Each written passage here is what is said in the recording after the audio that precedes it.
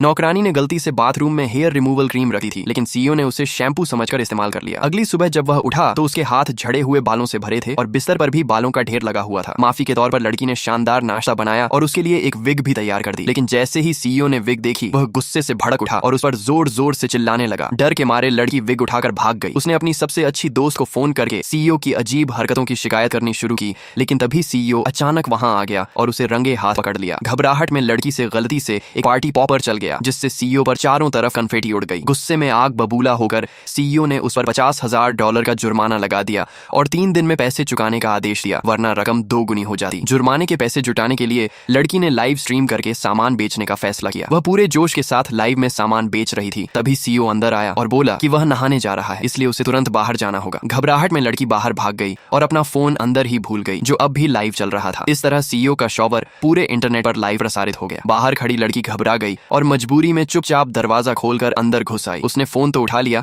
लेकिन गलती से मेकअप का सामान गिरा बैठी। आवाज सुनकर सीईओ चौंक गया। उसने जल्दी से तौलिया लपेटा और उसे तुरंत बाथरूम से बाहर निकाल दिया। लड़की से हमेशा के लिए छुटकारा पाने के लिए सीईओ ने अपने असिस्टेंट से सलाह मांगी। असिस्टेंट ने उसे डराने का सुझाव दिया। सीईओ ने रसोई में कुछ कॉकरोच रख दिए, लेकिन लड़की जरा भी नहीं डरी। उसने कपड़ों में छुपा नकली सांप निकाल लिया और उससे खेलने लगी। उसने एक नकली मेंढक भी ढूंढ लिया जिस पर वह बैठी थी और उसे नहलाने लगी। फिर उसने सारे नकली डराने वाले सामान को सलीके से एक जगह रख दिया, जिससे उल्टा सीईओ ही डर के मारे आधा मर गया। गुस्से में सीईओ ने आखिरी चाल चलने का फैसला किया। लड़की की नजर से बचकर उसने घर की बिजली बंद कर दी। अंधेरे में लड़की उसे आवाज देती रही, लेकिन सीईओ छिपा रहा और जवाब नहीं दिया। आखिर लड़की ने उसे फोन किया। रिंगटोन की आवाज का पीछा करते करते अचानक उसके सामने एक गुड़िया आ गई, जिससे वह बुरी तरह चौंक गई। सदमे के कारण वह नींद में चलने जैसी हालत में आ गई और बेहोशी में आगे बढ़ने लगी। सीईओ दौड़कर उसे देखने आया, लेकिन लड़की फिसलकर उसके ऊपर गिर गई और बेहोश हो गई। घबराकर सीईओ उसे सोफे पर ले गया और तुरंत डॉक्टर को बुलाया। डॉक्टर ने कहा कि सांस ठीक से चलने के लिए उसके कॉलर के बटन खोल दिए जाए। कॉलर को देखते हुए सीईओ घबरा गया और समझ नहीं पाया क्या करे। उसने अलमारी से कैंची निकाली, उसे ढकने के लिए कपड़ा रखा और उसकी शर्ट काट दी। थोड़ी देर बाद डॉक्टर ने कहा कि अगर लड़की अब भी होश में न आए तो कृत्रिम सांस दी जा सकती है। जैसे ही सीईओ ऐसा करने ही वाला था, तभी लड़की की आंखें खुल गईं